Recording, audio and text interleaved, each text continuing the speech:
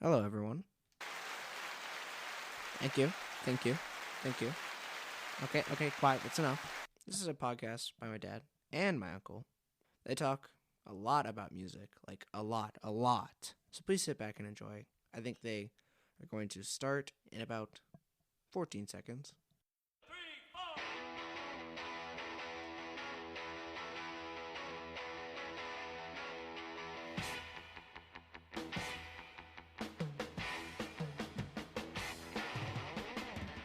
Hi there, welcome to another episode of BG's Broken Records. My name is Bob, I'm Gare.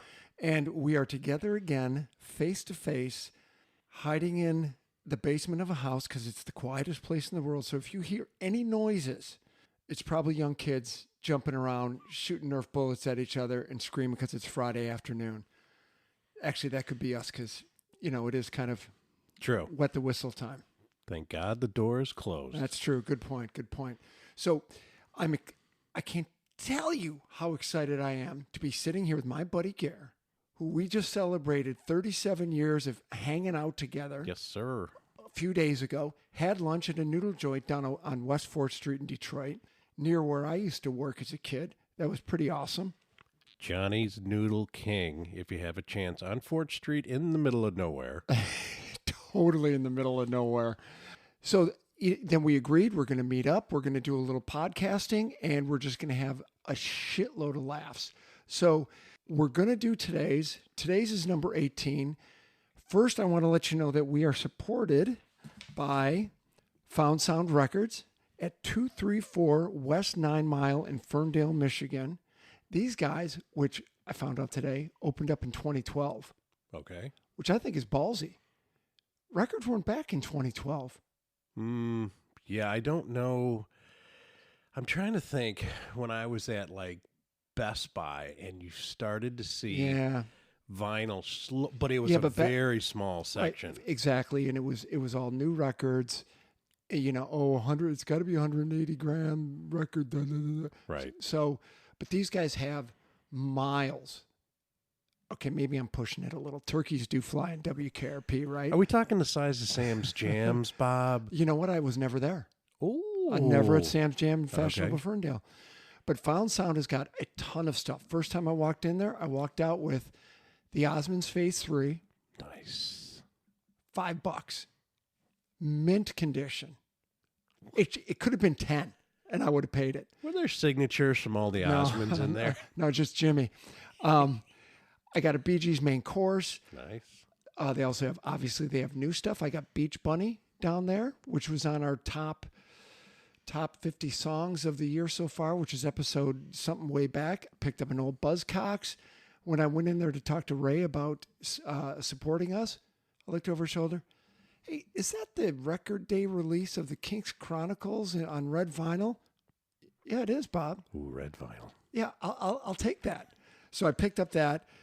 They've got a ton of stuff. Go down and see Ray and the guys down there. Found Sound Records, Monday through Friday. Give him the address again, Bob. Oh, sorry. Well, let me give them the dates. Oh, sorry. Monday through Saturday, 11 to 8. Sunday, 12 to 5. 234 West 9 Mile in Ferndale, Michigan. So thanks for supporting us. Okay, now this is number 18, if my memory serves me correct. And I'm in the process of putting together from a 10-year-old magazine. The title of it is The 250 Lost Tracks You Must Hear Before You Die. Okay. Obviously, we're on Spotify. I can find 230 of those 250 because some are really flippin' rare.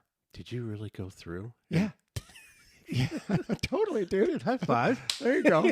High five. What do you think we were listening to in the car that day? Wow, man. Okay. 17 hours of music we're going to go through for you. That's because that's what we do. That's what we Darn do. It. So if you've got your Bernedoodle and you're out walking in Hampstead Heath, you just say, "Hey, just bear with me for 17 hours Right. because I'm going to go for a walk." Or if you're on 4th Street by the Ambassador Bridge, At Johnny's Noodle King heading towards Dearborn, you got some time. at 1 mile an hour in Newt. Yeah, right. You're just in driving no foot on the gas. Right.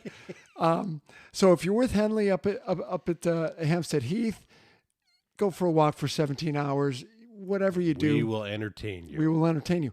So there will be a link when we start diving through, and I think it's going to be a 3-podcast episode because, I found 10 or so that I really dug in the first 30. You and I agreed on a number of them. Some of these names and some of the tunes. What was the one? Oh, we listening in the car, right? The Fucker Monkey or something like that? Oh, yeah. There were some really, yeah, right, I know. Oh, but what about that one I played you at the Noodle King? Oh, yeah. A really, really, really old blues. blues tune. And it was the raunchiest song I've ever heard in my Little life. explicit, yes. A little. From the 30s. Okay, so we're going to put that together. But then I thought, well, wait a minute. These are other people's choices. So it's like Joe Bonamassa, guitar player. It's Awesome. the dude who sang for Europe, Joey Tempest. Johnny Van Zandt. Only you would know the lead singer's name for Europe. Sorry. We're talking the bad metal band Europe from the 80s. The melodic rock band. Thank right. you. All right. Well, let's not forget, was it Slayer? We Will Rock for Christ? Striper. And they're yellow and black were their colors. Oh, yeah. Striper. What did I say? I wonder, here's the thing. We were listening to that 250 songs. I wonder if the band Glucifer ever warmed up for Striper. I doubt it. Glucifer. So what do you guys do? Well, we're in Glucifer. Really? Yeah. Oh. Do you remember what Lop wanted? He told Dan and myself and Scott, and he wanted to name our band FUXLED. Say it quick to yourself, people. You'll figure out what it is. And I'm like, I'm not naming a band. Kind of, yeah. Yeah, right. Okay. So I thought while we're going through all 17 hours of music for you, what I would like to do is say, hey, these are 10 tunes that I really dig. They're not guilty pleasures. They're just awesome songs. And I think you really, really have to hear them. Exactly. So as always, we will have a list of the songs in Spotify, a playlist that you can click on, go to open up a new thing in your web browser or on your phone and play these 20 tunes. Gary's got 10. I've got 10. But Bob, it's not just the tunes. It's the stories that we that bring you with these tell. tunes that hopefully some of our audience members When your friend stole the cow, right, and your friend tried to make it with the cow, and I want to party with you, cowboy. I don't want to give away anything from my list, but there's a song on here that we played when cleaning up from an outing party when we had 250 people in the house. I'm just teasing, little teaser. I know it is a little teaser, and I'm drooling right now. Okay, so here we go, folks. Here's episode number 18. We're going to go through 10 tunes each, which are not guilty pleasures. I would go see these bands or play these songs full tilt in front of anybody because they are freaking awesome. So why don't we go mano a mano? You want to do that? I think that's a great way to do it. Who's going first? You go first. Moi? Okay, hold on. Okay, I've got my paperwork here. I have a ton of music information from All Music. My first tune that I picked out was, and Gary always wants to do this, and I haven't gotten around to it, getting all my information on Americana music, the Wilco, the Sun Volts, and all those guys. We need to do an episode on 90s alternative country. Yeah.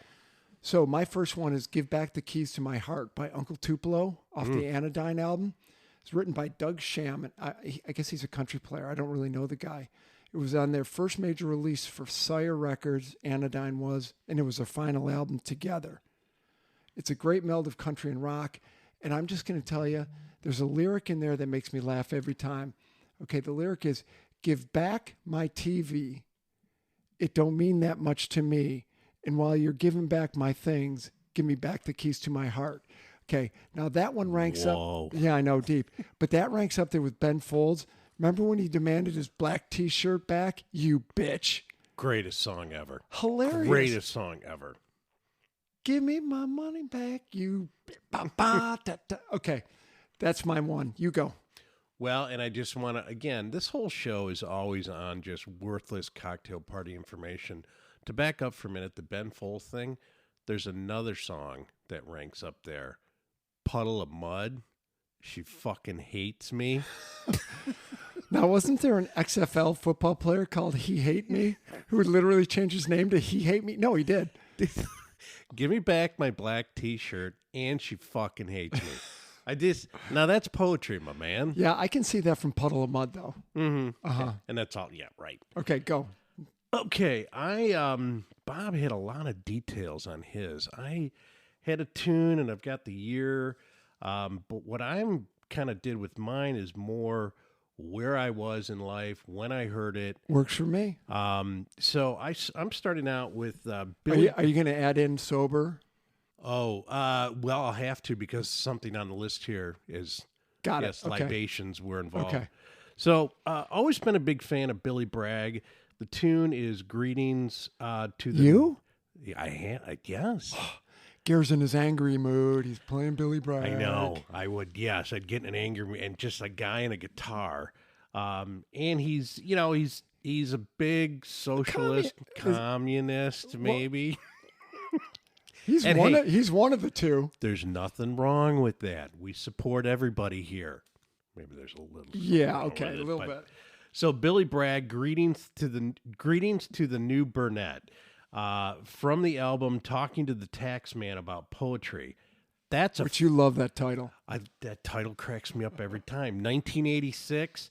I was at Grand Valley and then brought it with me to Academy and Kalamazoo and all that. But it's just there's something about it. It's probably his biggest tune to date. And Billy Bragg, he was just in town a couple of weeks ago. I've never seen him. Yep, I know. I would have liked to have seen him. But he's done some back to the... Wilco. He's done stuff with Wilco. Comes back. Have you heard any of it? Oh, absolutely. I bought that disc back in the day. Really good. Okay, Gary, you want depressing? I just went through all my CDs. I'd be a rich if I had not spent so much money on CDs. It is pathetic how much music I've got in that other room. So Bob's given me an idea for another show. What I just discovered when my basement flooded last summer, and it was up above, so it didn't get wet. I have a box of cassettes that we could have a whole show on. Pull out a cassette from the box and see what it is. Do you have a cassette player? No. Right there. Again, I digress. Another show, but we're going to pull out the cassette from the box. Dude, I still have the homemade one from you and I and Tom Carson's in East Lansing. That's in there too. Okay. When we went... That I want to hear, dude. Remember we went tune for tune? Yeah. That's awesome. Yeah. We should make a copy of it and send it to Carson. We should. He would love it. Okay. You good? I'm good. My turn. Okay. Next one. I have no clue where I was when I first heard this. Had to have been on MTV for something. It's a band called Frewer. And they did one album for the most part. And the song is called Doot Doot. Great tune. And you may think that I'm a crazy fanatic when it comes to techno music, which I'm not. But this tune is awesome. So they were a minor UK indie pop band. Sometimes it just works. So they call themselves basically it was this guy wanted to do a recording process, couldn't find a band, got these guys in to do it, and they just recorded 7 songs, and the guy just was testing out his equipment. They did Doot Doot, and it became a hit. Love it. How stupid is that? How do you not love the music world? Okay, but here's what's even more disgusting. Got a good hook. I've got it on 12-inch vinyl in there and on CD. I remember spinning that in Kalamazoo. It's a great tune. Oh, great tune. Great and it's tune. got the hook. Oh, totally got a hook. Yeah. All right. Your turn. I'm kind of all over the board here. So there's an artist, he's an R&B guy called Maxwell. And the name of the tune is Ascension. And I said to you, I go, you hit me to it when I was in... It's starting to come back to my memory now. Grand Rapids, 1996. Yeah. And again, I don't hate R&B. I can't say I gravitate. Was he a Jamiroquai-like guy? Yeah, he had a big afro kind of thing going on. His hair's kind of short now, but he just had that velvety voice, Bob. Oh, he had the he had the looks too. The Barry White, good-looking man. Just saying. Nice. But it's 1996. The album is called Maxwell's Urban Hang Suite, and it's just got a groove. It is just, again, Maxwell Ascension. You hit me to it, and it's kind of timeless. I still spin it every once in a while. Well, there you go. Really good tune. Good music is good music. Now, I shouldn't mention this until we do a review of all our episodes, which I think we're going to do next week. Right. Or in 30 minutes. One of the two. And people were saying, hey, you don't put any music in your podcast, which is true. Well. Which is why I put a link to all these songs on Spotify. Folks, if somebody could show me. Please. You can't select the portion of the song you want to hear. Right. It'll pick 30 seconds. You got to listen to the whole 30 seconds. And if you have Spotify Premium, when that song comes up, you've actually got to listen to the whole song. So that's why we don't do it. So Frewer's a great tune. Just go to the link and you know what? We should start doing it, because then we might get noticed and then get a cease and desist. Just saying. I've already had one of those from Gene Simmons. Okay, so let's let that one go. Okay, my turn. Yes. Chesterfield Kings, Up and Down, off their album Psychedelic Sunrise. I know these guys. Dude, these guys, Monty literally burned illegally like 6 of their CDs and gave them to me. I know these guys. Yeah. They vowed originally never to put out an album that sounded like the Rolling Stones post-Aftermath. So they wanted to sound like the Stones from 66 and earlier, and that was it. Wow. Yeah. Okay. I talk about pigeonholing yourself. So they were rhythm and blues sound. They borrowed heavily from pre-66 Stones. So like any other underground sensation of the period, they arguably kickstarted the 80s garage rock revival, which flourished in small circles until the end of the decade. This tune it's a 2007 release. The drum intro, just the banging on the bass drum on the floor, it's freaking awesome. All I think of is cigarettes when I hear Chesterfield. The Marlboro Men. Chesterfield Kings, Up and Down, phenomenal. Go. Okay, we're going to go from R&B and we're going to swing over to jazz. So when I was wait. Yes, there is a lot of jazz out there. All of a sudden you're listening to it and you're like, I'm getting a headache because too much fusion. This is not the case. Grover Washington Jr., his biggest album. This is a good album. 1975, Mr. Magic. You've got it's from the album Mr. Magic, but there's the whole album is just solid. The very first tune is called Earth Tones, and it's just great. He unfortunately, Grover passed away in 99, which, my God, I looked that up today, and I remember when he died, and I was thinking, well, it was probably 10, 15 years ago. And 22, 23, yeah. But again, and everyone's seen the album cover. He's on there. He's like in a pool. He's spitting out water. Willie had that album. Great when album. I lived with him. Oh, yeah. So again, Grover Washington, that's a good disc. Mr. Magic, 1975, and it's really, it's jazzy, but it's almost light. It crosses over. It does. Crosses over. Totally. You know, I started spinning Sketches of Spain, Miles, the other day. Oh. You know, and everyone's Blue. It's a great jazz album. It is. It is. It's great. If you're not in the mood. Correct. I mean, when I go in for surgeries, hey, I don't need anesthesia. Just put on Blue. I'm out of here. Sorry. Yeah, exactly. Okay, my next one. Heard this on XM radio somewhere, one of the stations. Not sure what it was. 99 Shades of Crazy by J.J. Grey and Mofro. 5th album, 2010, Georgia Warhorse, which supposedly is a really damaging cricket that just gets in and eats everything. Look what you learned on our podcast. I'm telling you. Okay, so they play like Florida swampy music, yeah? All right. And it has got a beat, and it's basically saying, hey, lady, you're 99 Shades of Crazy, right? What a great title. Oh, That's a great but title. it is so great. So they said that they thought this album might cross them over into more popular music, but the review was the music is far too gritty, too poetically, sonically, and atmospherically rooted in vintage Southern soul, rock, and blues tradition to translate to radio nowadays. The music is steeped in funky, greasy, slippery Southern R&B, blues, and rock. Dude, the album Georgia Warhorse, the whole thing, freaking awesome. You're driving on a 2-lane road on a sunny day, 55 miles an hour, because you know you don't want to get a ticket by the cops. Correct. Roll down your window, put on Georgia Warhorse. 70 minutes later, you're 70 miles away. Freaking awesome. Nice. I'm going to have to listen to that. Okay, my number 4, 10,000 Maniacs, Peace Train. Great cover of Cat Stevens. Great tune. This is 80, That's a great album, too. 1987. Start to finish. Yep. Album is Campfire Songs, the popular, obscure, and unknown recordings of 10,000 Maniacs. Say that 3 times fast. But I thought it was just In My Tribe. nope, it's not on that album. I thought it was too. Huh. Nope. What's it on? The popular, obscure, and unknown recordings of 10,000 Maniacs, 1987. Sorry, I didn't hear that. Could you repeat it for the third time?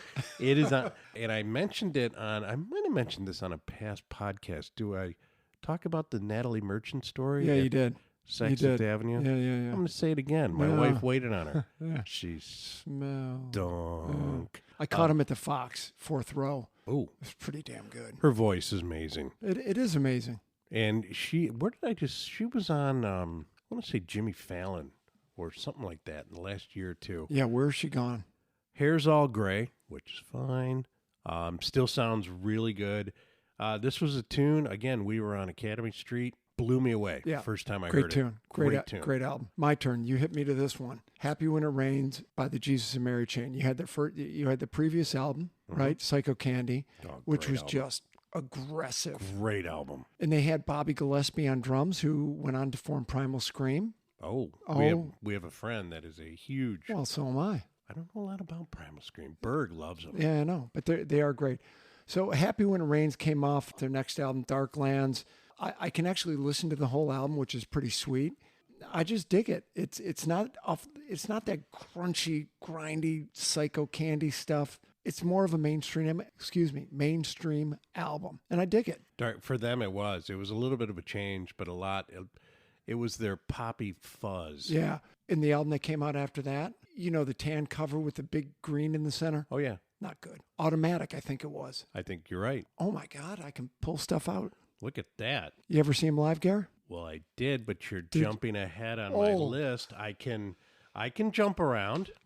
Go to your jump then. Okay, I'll go to so Jesus and Mary Chain, Sidewalking. It's from 1988. I just saw it was on an album called 21 Singles. But Bob and I were at the Riv. We were at the Riv, and we might have had a couple libations before we got there. And I walked up to Bob and said, "When are they going to play Sidewalking?" And he goes, "They just did." And I'm like, "Can you play it again?"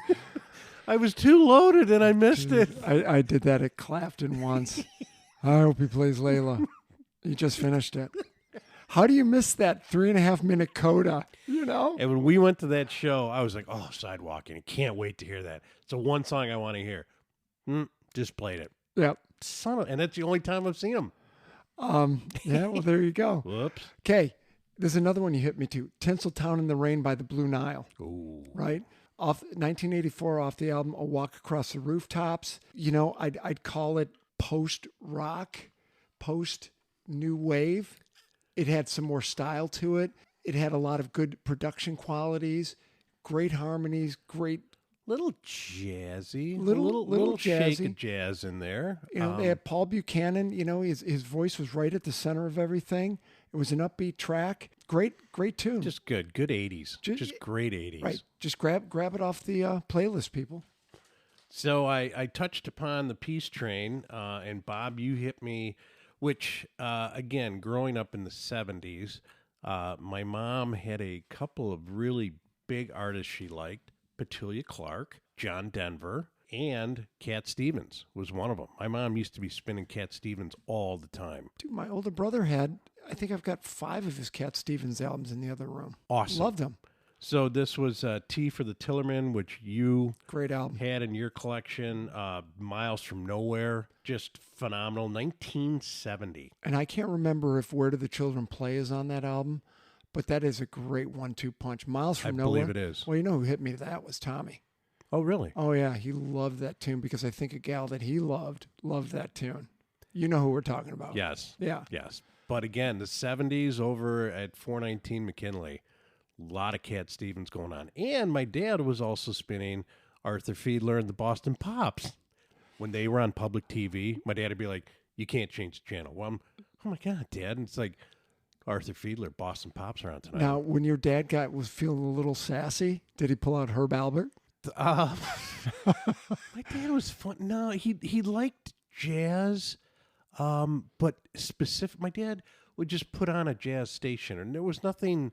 He liked Muzak kind of background, right? But he liked jazz. So do your work, let it go in the background. Exactly. Got it. Here's one we're not going to be able to find, I don't think, on Spotify. I sent you a link to it a year and a half ago.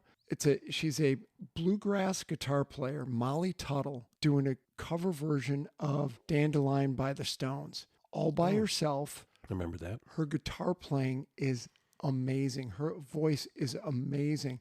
So she's a gifted acoustic and banjo player, made a name for herself as a young girl. She was playing with her parents at 10 and 12 years old. She's an in-demand collaborator in virtuosic, flat-picking, claw-hammer, and cross-picking guitar styles. You mean she's talented? She is. You got Dandelion by Molly Tuttle. Don't be scared off by the shaved head. I don't know why she did that. It's amazing. Go ahead. So on Bob's theme with the Frewer, Doot Doot, 1984, Art of Noise, and the album is Who's Afraid Of, Art of Noise.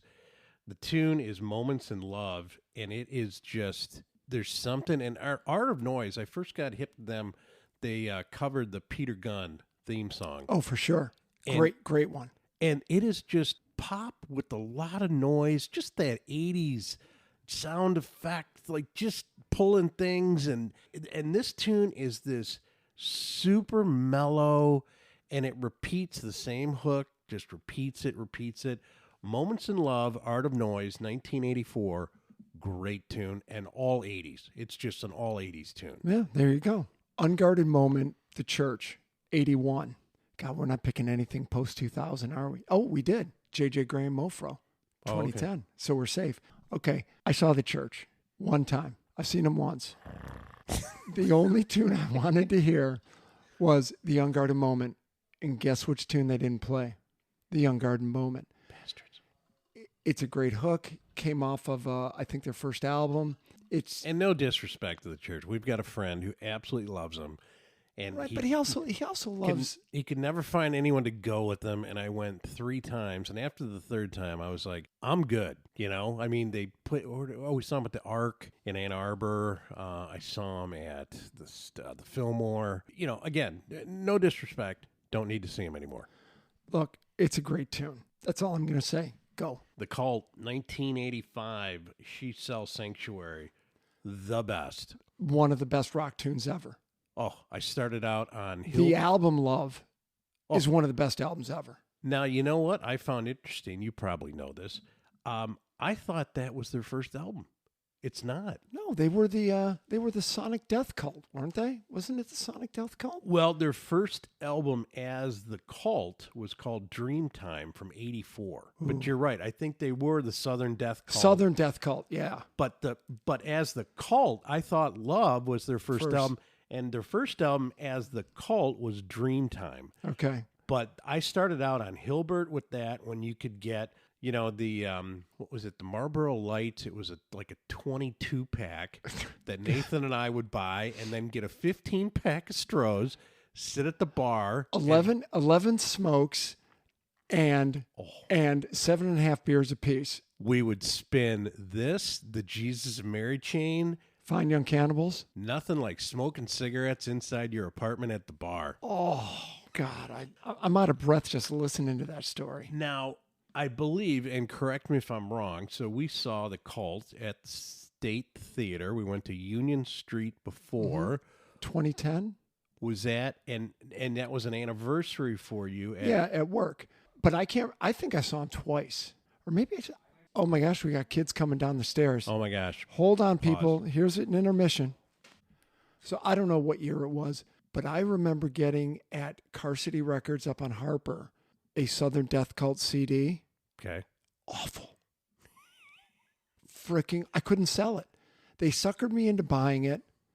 I think I paid $5 or $10 for it because you couldn't find it. I think I got $1 for it. I wish I would have seen remember when Ian went on tour with the Doors? Gosh, I wish I would have seen that. That would have been pretty good. Yeah. Okay, go ahead. 1973, my favorite band of all time, one of the 2 or 3, Mott the Hoople, Honolulu Boogie from their album Mott. Gotta love these guys. So what do you name? What's your band? Mott the Hoople. What are you gonna name the album? Mott.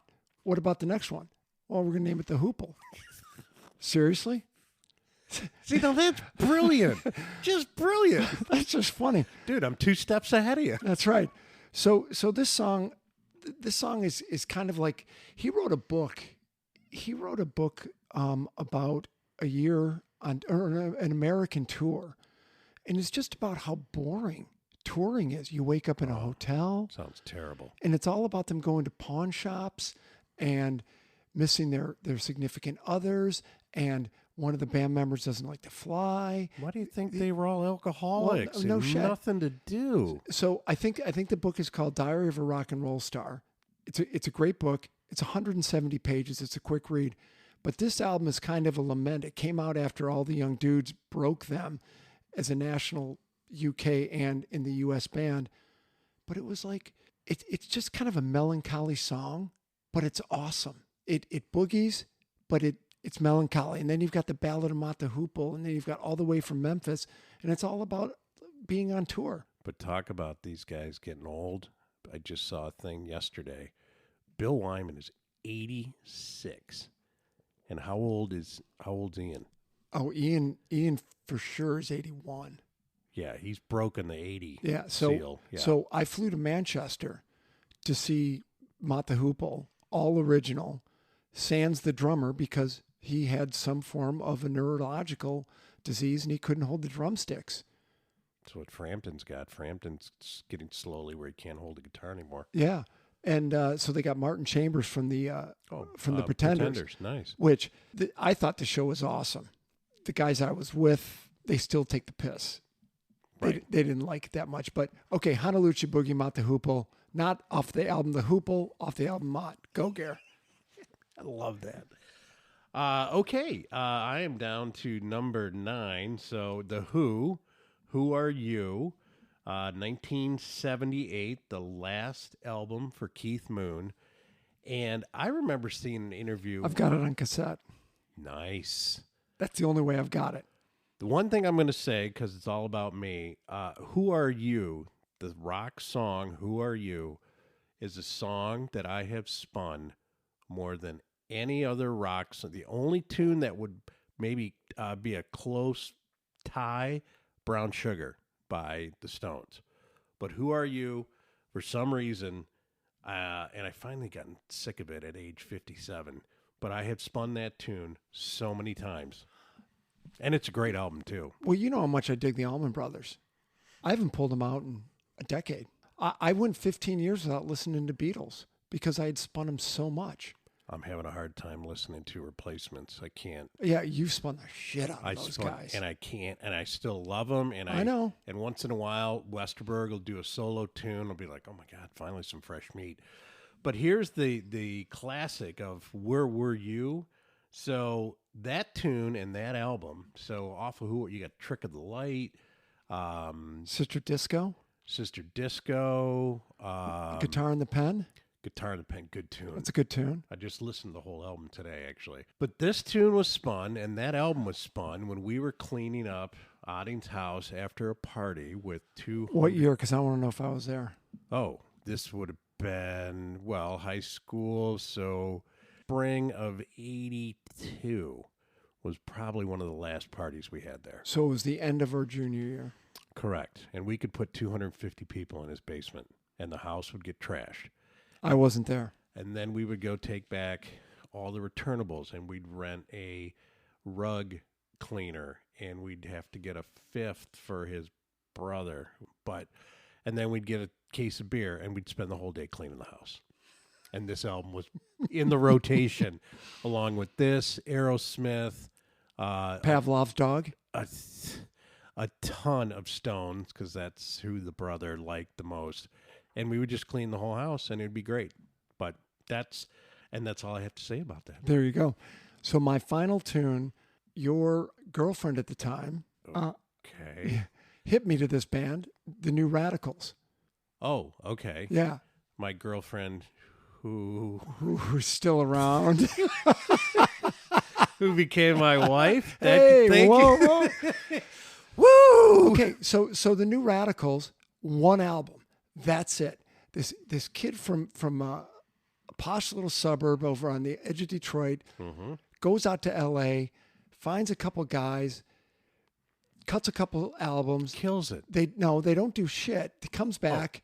He went out to do solo records. Comes back, forms a band, does one album as the New Radicals, 1998. Sorry, yep. It is freaking awesome. Killed it. I spun the beans out of that.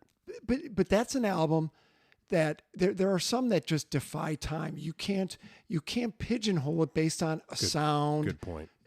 Yeah. This one is just it holds up big time. It totally holds up. So he cut one album, then he quit. He broke up the band, and he's gone on to produce Enrique Iglesias, some of the Spice Girls, Ron and Keating, Hanson, worked with Santana, Rick Knowles. And I went through. So you're saying he's done okay? He's done okay. He's only a couple of years younger than us. Exactly. Yeah. But he, I went on in All Music. You can hit a tab that says credits. So you've got biography, discography, awards, and credit. So credit as a producer, as a co-writer, as a musician. Oh, nice. It goes on forever. This guy has touched hundreds and hundreds of bands. And he can still walk down the street. Well, maybe he doesn't want to. Who knows? New Radicals. The song is Maybe You've Been Brainwashed Too, 1998. I'll put it on the list. Gare, final one. Ending strong here. Go. Black Sabbath. The name of the tune is Turn Up the Night from the 1981 album Mob Rules. Now, this was the little man, Ronnie James' second album with Sabbath. 5'2", Heaven and Hell, first album, good album. I saw this at Joe Louis Arena, and I'll never forget, they took a break, which was kind of weird during that. Normally the concert, 2 hours, whatever, but Sabbath took a little 10-minute break, and it was like, ooh, turned up the lights at Joe Louis. The smoke was unbelievable. Thick as hell. And Carson and Gall were sitting on the other side of Joe Louis. They saw us. We saw them. What's up? Hey, fellas. And, of course, we had our shirts that we bought and we were wearing at the concert, which is a little taboo. Oh, that's a fox paw. Little taboo. Yep. But when they turned up the lights, that was the funniest thing because we were right at the same tier. And it was like, hey, man, what's up? So I went down with my girlfriend to see McCartney a couple of years ago. Okay. And I'm standing up because my back always hurts, right? So this must have been 5 years ago. He's down at Joe Louis. So we're sitting there, and all of a sudden my phone beeps, and I lift it up, and I look, and there's a text, and there's a picture of me standing up at Joe Louis, and I'm the only one standing up, and I'm just like, what the? Weird, creepy. Doug. Doug T. Nice. And I'm like, hey, Doug, where are you? Section 3, da-da-da-da-da. Just funny as hell. Well, dude, that's like when we were at the Royal Albert for the Christmas extravaganza. Oh, yeah, looking across. We could look across. Hello. What's up? Hello. Okay, 10 tunes from me. 10. Yep. 10 tunes from Gare. We're going to put them on a Spotify playlist. We're also going to ask you that you subscribe to our channel our podcast channel. Do us a like. Send this to anybody you know who digs rock and roll, because we've sent them out to a lot of people.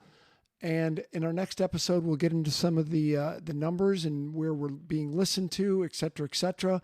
And that's all I've got for today. I'm good. You're good? Yep. I'm good too. We are out of here. See ya.